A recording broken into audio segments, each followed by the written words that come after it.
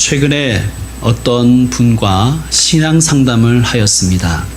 고민의 내용은 제가 말씀드릴 수가 없고요. 제가 그분에게 드린 질문만 말씀드리려고 합니다. 제가 그분의 고민 이야기를 듣고 이렇게 물었습니다. 집사님, 하나님이 집사님에게 원하는 것이 무엇일까요? 좋은 교인이 되는 것을 원하실까요? 회사나 가정에서 좋은 이웃으로 살기를 원하실까요? 회사의 직책은 제가 말씀드리지 않겠습니다. 제가 임의로 말씀드립니다. 제가 이렇게 물었습니다. 하나님은 집사님이 좋은 집사 되기를 원하실까요? 좋은 과장님이 되기를 원하실까요? 성도 여러분은 어떻게 생각하십니까?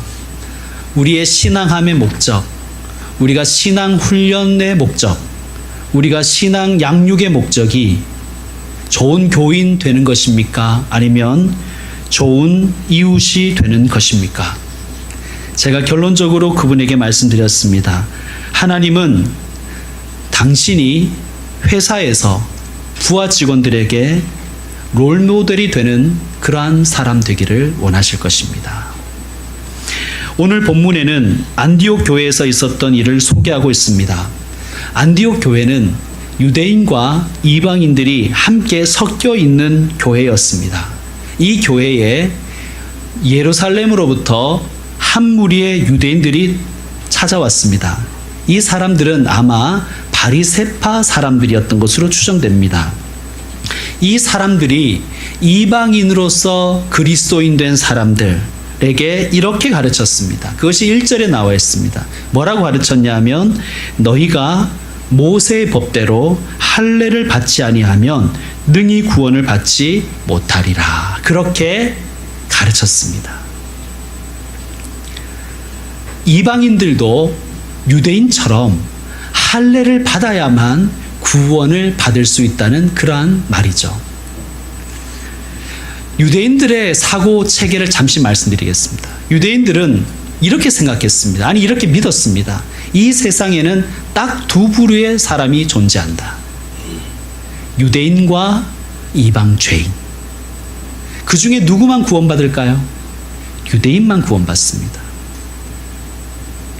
예수를 믿게 된 유대인들, 예수를 믿게 된 그리스도인들도 역시 이 사고체계에서 크게 벗어나지 못했습니다. 그들은 이렇게 생각했어요. 예수께서 십자가를 통해서 이방인들이 유대인이 될 수 있는 길을 열어주셨다고 믿었습니다. 그러니까 그게 은혜죠. 원래 이방인들은 지옥의 불쏘시개나 될 그런 존재로 하나님께서 이렇게 만드셨는데 예수님이 십자가 지심으로 이방인들도 유대인이 될 수 있는 방법이 생겼다. 그렇게 믿은 것입니다. 물론 할례를 받아야 유대인은 되는 것이고요. 자, 이렇게 주장하는 유대인들과 안디옥의 지도자인 바울과 바나바 사이에 큰 다툼과 격론이 벌어졌습니다. 교회에 분란이 생겼다는 거예요. 자, 교회에 분란이 생기면 누가 제일 힘들까요? 어린 교인들이 제일 힘들어요. 금방 예수 믿은 초신자들이 제일 힘듭니다. 교회가 싸우는 것을 보고. 그래서 이 분란을 빨리 종식시키려고 이 교회가 이렇게 결정했습니다. 우리 모교회인 예루살렘 교회에 가서 우리가 이것을 물어보자. 어떻게 해야 되는지. 그리고 거기에 따르자. 그렇게 결의하고 보냈습니다. 2절 우리 함께 읽겠습니다. 2절 여러분 한번 읽어주십시오. 2절 시작. 바울 및 바나바와 그들 사이에 적지 아니한 다툼과 변론이 일어난지라. 형제들이 이 문제에 대하여 바울과 바나바와 및 그 중에 몇 사람을 예루살렘에 있는 사도와 장로들에게로 보내기로 작정하니라. 아멘. 자, 예루살렘 교회에 도착했습니다. 동일한 주장을 펴는 사람들을 만났습니다. 아마 이들이 원류인 것 같습니다. 5절에 보면 이렇게 되어 있죠. 바리새파 중에 어떤 믿는 사람들이 일어나 말하되. 바리새파 중에서 예수님을 믿게 된 사람들이 있었다는 거예요. 이 바리새파는 우리가 잘 아는 것처럼 성경에 매우 부정적으로 묘사되어 있습니다. 예수님께서 3년 공생의 생활을 하시면서 가장 신랄하게 비판했던 사람들이 바리새인들이었습니다. 그 사람들이 뭐라 그랬냐면요, 이렇게 말했어요. 이방인에게 할례를 행하고 모세의 율법을 지키라 명하는 것이 마땅하다 하니라. 제가 바리새파 교인들에 대해서 생각을 해봤어요. 목사 입장에서 생각할 때 여러분 한번 생각해 보세요. 바리새파 사람들이 목사 입장에서는 싫을까요, 좋을까요? 11조를 철저하게 내요. 그리고 매일매일 말씀대로 살려고 애써요. 그리고 일주일에 2번씩 금식할 정도로 신앙훈련에도 게으르지 않아요. 그리고 날마다 하루에 4번씩 성전에 와서 기도합니다. 목사 입장에서, 목회하는 입장에서 이런 교인 싫을까요? 그런데 왜 예수님은 이러한 바리새인들을 싫어하셨을까요? 왜 그렇게 비판하셨을까요? 이 문제는 나중에 좀 생각해 보겠습니다. 어쨌든 이런 바리새인 중에서도 예수님을 믿게 된 사람들이 있었습니다. 그들은 예수님을 믿었지만, 아까도 말씀드렸지만 그렇게 쉽게 이 사고의 틀이 변화되지는 않았습니다. 그들의 사고의 틀은 여전히 이방인은 유대인이 되어야 구원을 받는다. 그것이 예수님이 십자가를 통해서 열어주신 길이다. 유대인이 되는 방법은 할례를 받는 것이다라고 믿고 있었습니다. 이런 것이죠. 그들도 나처럼 되어야 돼. 그들도 우리처럼 되어야 돼. 여러분, 우리도 좋은 교인 하면 떠오르는 이런 이미지가 있잖아요. 좋은 교인 하면 떠오르는 이미지가 있지 않습니까? 좋은 장로님, 좋은 안수 집사님, 좋은 권사님, 좋은 집사님 하면 떠오르는 딱 그 이미지가 있잖아요. 거기에 맞아야 된다고 생각하는 거예요. 자, 할례 문제를 처리하기 위해서 예루살렘 교회에서 회의가 열렸습니다. 무척 시끄러웠습니다. 그런데 이 회의의 이 논란을 종식시키는 자가 나왔는데 바로 베드로가 그 당사자입니다. 8절부터 제가 읽으면서 여기서 다시 한번 번역해 드리겠습니다. 8절 말씀입니다. 또 마음을 아시는 하나님이 우리에게와 같이 그들에게도 성령을 주어 증언하시고, 무슨 뜻이냐? 하나님이 동일하게 이방인들에게도 성령을 주셨다는 거예요. 여러분, 이게 우리에겐 별로 그렇게 대단한 말씀 같지 않지만 다시 말씀드리겠습니다. 유대인들은 사람을 두 종류로 생각했어요. 유대인과 이방 죄인. 이방 죄인이라는 것이 무엇이냐? 이방 죄인은 돼지 비슷한 존재들입니다. 부정한 사람들이. 부정한 자에게, 돼지에게 성령이 내리셨다. 여러분, 여러분, 우리는 성령님에 대한 사모함이 있는데 이렇게 말씀드리면 여러분이 믿겠습니까? 우리 집 강아지에게 성령이 임하셨어요. 이런 말 여러분 믿을 수가 있겠습니까? 인정할 수 없죠. 콧방귀가 끼어지는 것이죠. 그런데 지금 베드로가 뭐라 그러냐면 이방인에게도 동일하게 하나님이 성령을 주셨다는 거예요. 그걸 자기가 경험했다는 것입니다. 자, 9절. 믿음으로 그들의 마음을 깨끗이 하사 그들이나 우리나 차별하지 아니하셨느니라. 하나님은 그들이 예수님을 믿는 그 믿음만 보셨다는 거예요. 그리고 차별하지 않으셨다는 것입니다. 10절. 그런데 지금 너희가 어찌하여 하나님을 시험하여 우리 조상과 우리도 능히 매지 못하던 멍에를 제자들의 목에 두려느냐? 왜 하나님께서 하신 일에 너희가 자꾸 간섭하려고 하느냐? 하나님은 유대인과 이방인을 차별하지 않으시는데 너희는 왜 여전히 하나님의 일에 너희들이 자꾸 간섭을 하려고 하느냐? 너희들은 왜 자꾸 그들에게 멍에를 메우려고 하느냐?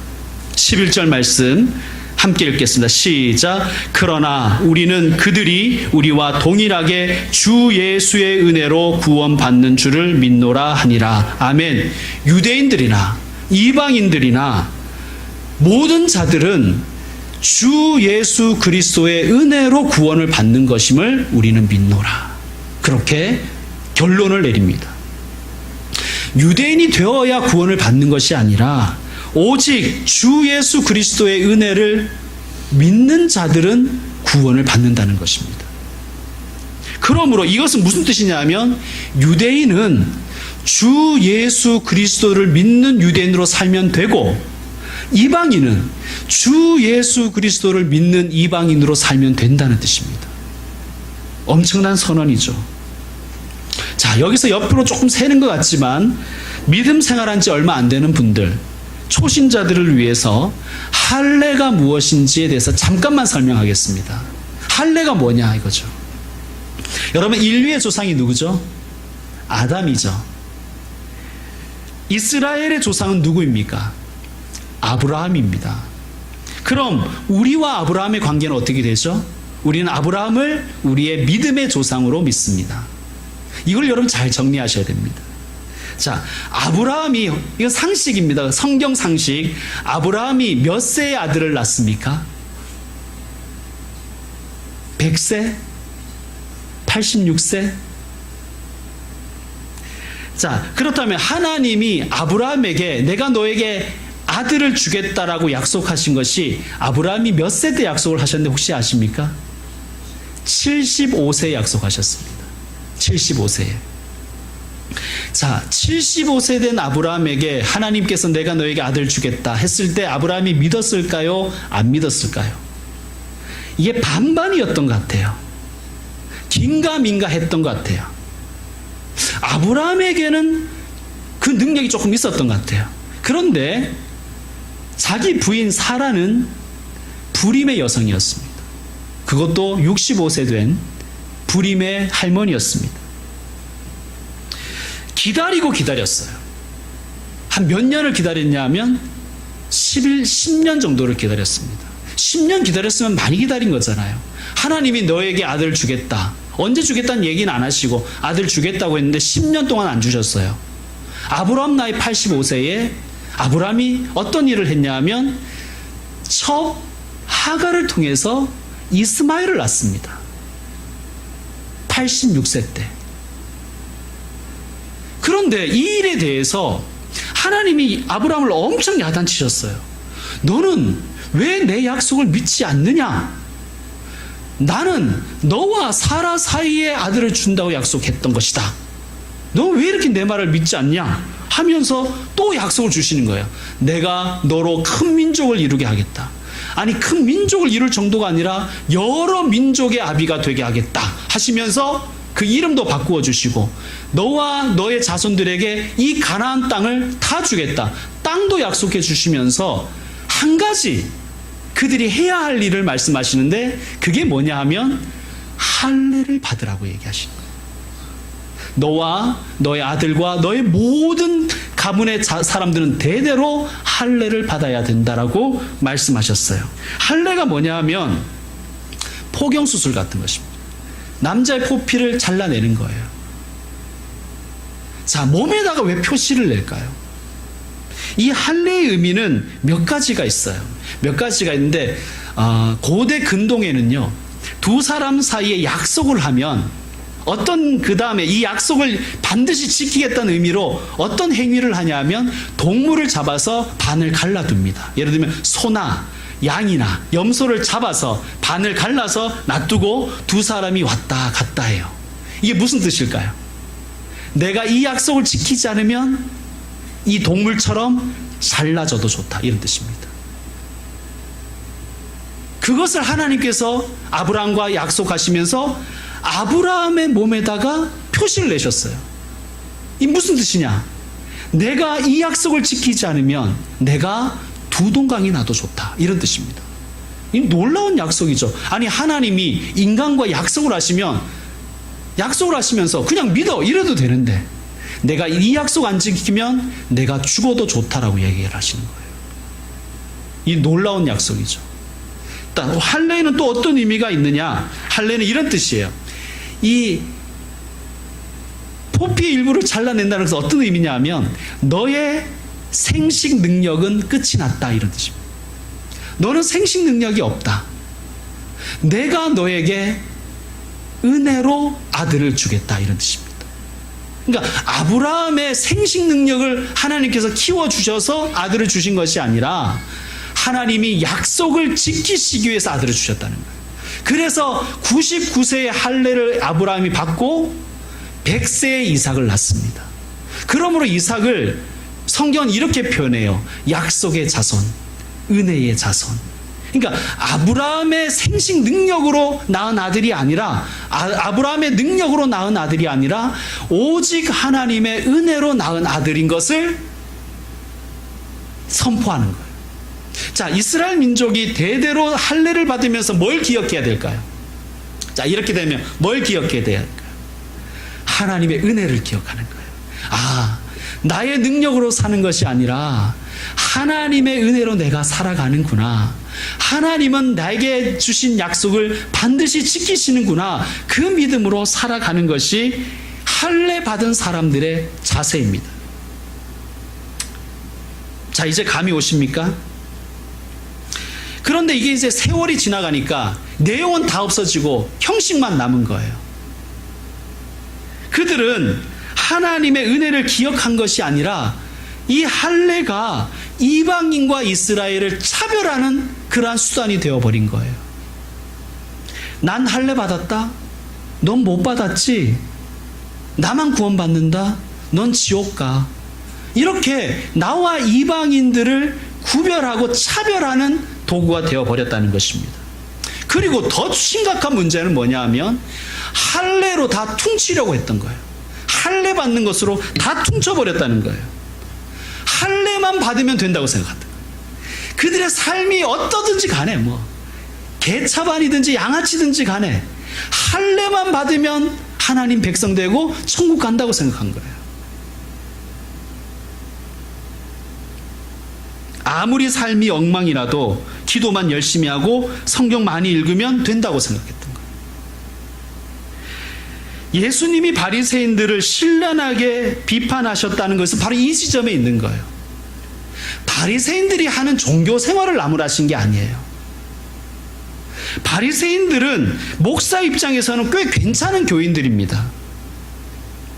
그런데 예수님이 원하시는 것은 우리가 교인 노릇하는 게 아니라는 말씀이에요. 예수님이 우리에게 원하는 것은 우리가 교인 노릇하는 것이 아니라 우리의 삶 속에서 하나님 백성답게 살아가는 것이에요. 근데 저는 이런 말씀을 드릴 때마다 늘 조심스럽습니다. 왜 그러냐 하면 이런 말씀을 드리면 그나마 하던 신앙생활조차 안 할까봐 참 걱정이 됩니다. 그나마 하던 교인 노릇조차도 안 할까봐 참 걱정이 됩니다. 그러므로 여러분 잘 들어야 돼요. 교인 노릇하는 것이 필요 없다는 것이 아니라 중요한 것은 그것이 우리의 신앙함의 궁극적인 목표가 아니라는 거예요. 좋은 집사 되는 것이 우리 신앙의 목표가 아니라는 거예요.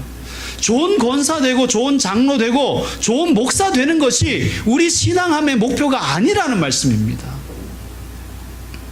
우리의 목표는 은혜를 아는 삶입니다. 은혜를 기억하는 삶입니다. 주 예수 그리스도의 은혜를 알고 그래서 감사와 기쁨으로 살아가고 그 은혜 때문에 내 가정과 직장과 사회 속에서 선한 이웃으로 살아가는 사람이 우리의 목표입니다.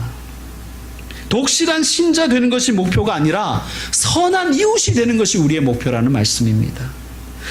자, 다시 처음으로 돌아가서 안디옥에 사는 이방인 그리스도인들이 예수님을 믿고 그 풍성한 은혜를 누리고 있었어요. 놀라운 은혜를. 날마다 기쁨 속에 살고 있었어요. 그런데 유대인들이 와서 이렇게 말하는 거예요. 믿음만 가지고는 안 돼. 할례 받아야 돼. 자, 만약에 이 말을 전해주는 그 유대인들이 정말 신앙인답고 정말 그들의 삶이 아름답고 본받을 만하고 존경할 만했다면, 그들의 롤모델이 될 만했다면 아마 은혜 풍성히 받은 안디옥 교회의 그 이방인 교인들은 앞다투어 할례를 받았을 것입니다. 아, 나도 저분처럼 되고 싶다. 야, 나도 저 사람 같은 신앙생활 해보고 싶다. 정말 그들의 삶이 아름답고 본받을 만하고 롤모델로 삶을 만했다면 이방인 그리스도인들은 누가 받으란 말 안 해도 알아서 앞다투어 할례 받았을 것입니다. 그런데 다툼과 경론이 벌어졌다는 거예요. 다툼과 경론이 벌어졌다는 거예요. 왜냐하면 이것은 바울과 바나바가 보기에 그 할례 받아야 된다고 말하는 유대인들에게는 전혀 그리스도인다운 삶의 모습이 전혀 나타나지 않았기 때문이 아닐까요? 할례가 필요 없는 것이라면, 할례를 받으면 안 되는 것이라면, 여러분 나중에 우리 사도행전 16장 가서 보시겠지만 바울이 자기의 신실한 제자 디모데에게 할례를 받게 해서는 안 될 것 아닙니까?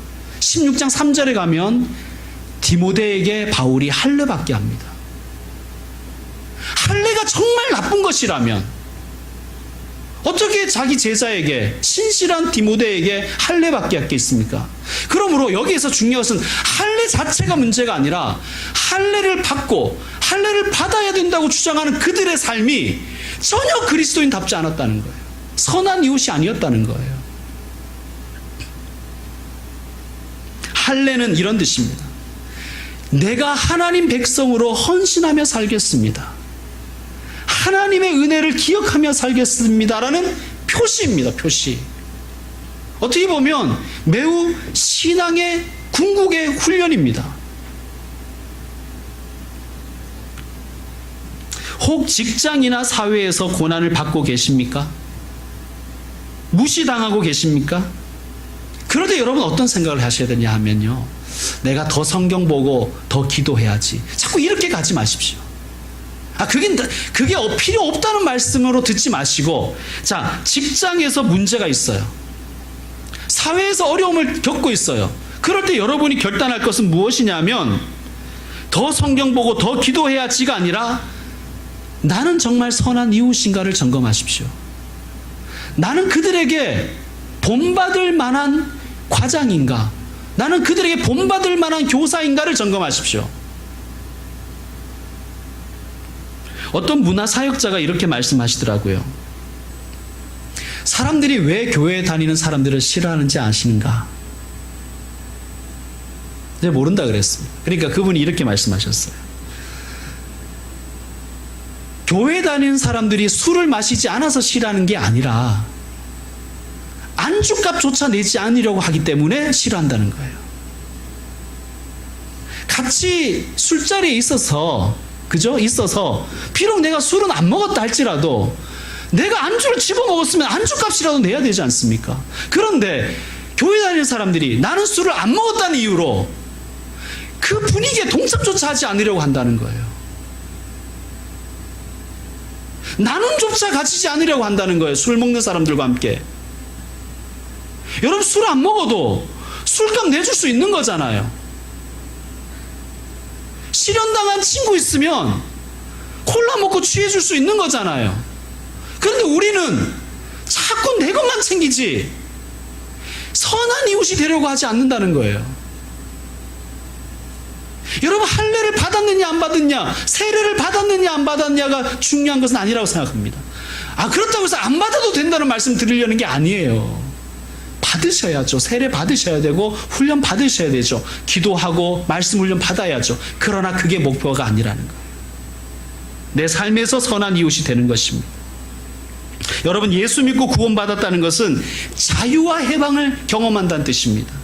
자유와 해방을 경험한다는 것은 죄와 사망에 얽매여 있던 나의 본질, 내 속에 감추어져 있던 하나님의 형상을 발견하고 회복하고 내게 주신 하나님의 달란트를 발견하고 개발해서 그것으로 선한 이웃으로 살아가는 사람이 되는 것입니다.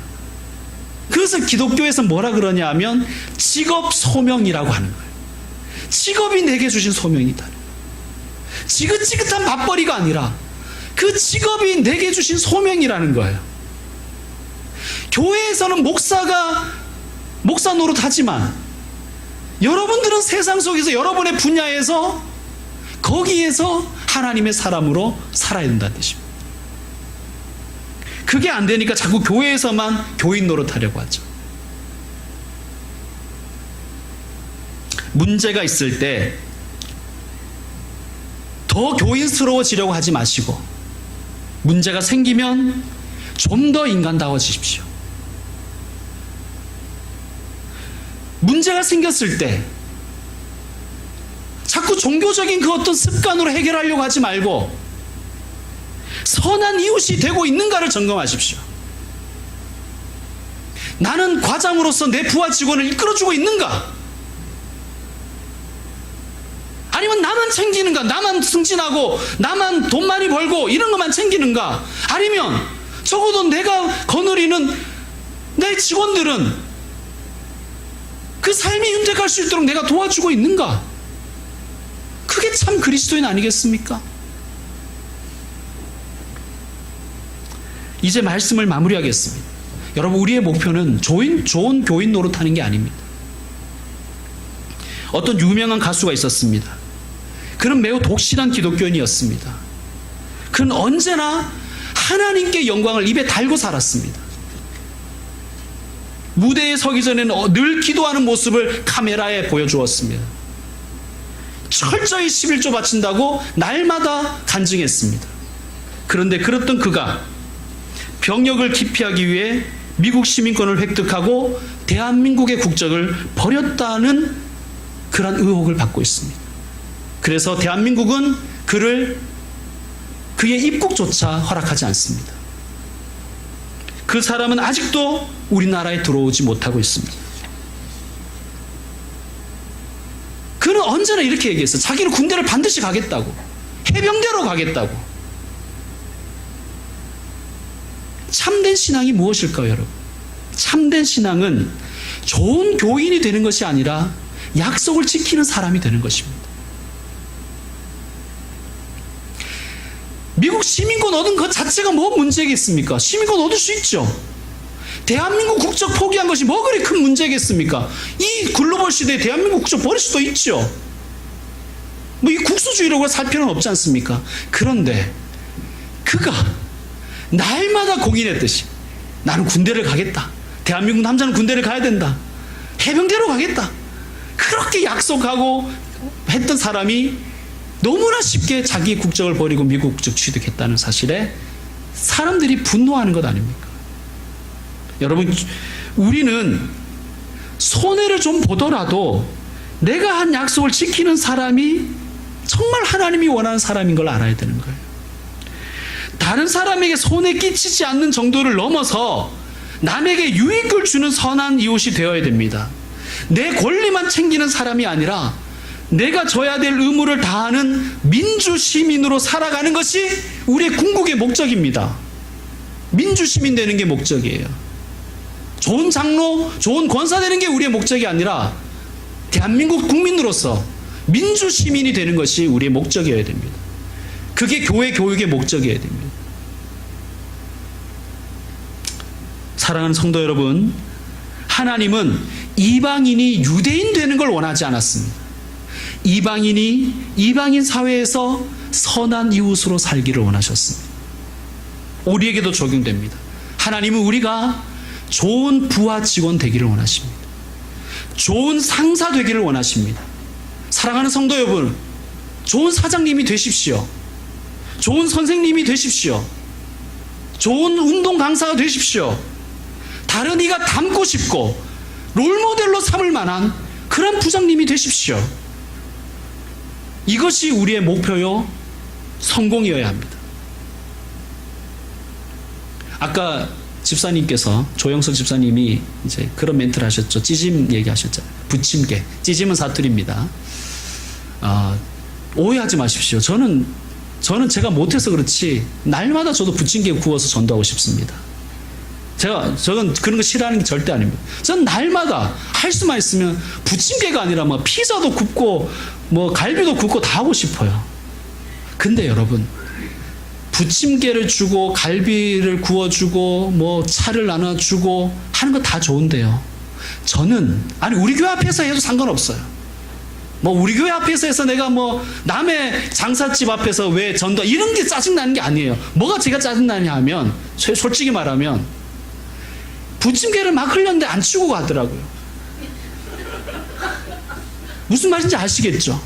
여러분, 우리도 전도하겠죠. 우리도 언젠가는, 뭐 지금도 전도하고 있으니까 전도하지만, 우리가 전도했으면 사람들이 그걸 받고 버릴 수도 있잖아요. 흘릴 수도 있고. 그죠? 그거 줍는 게 더 선한 이웃입니다. 기도하겠습니다.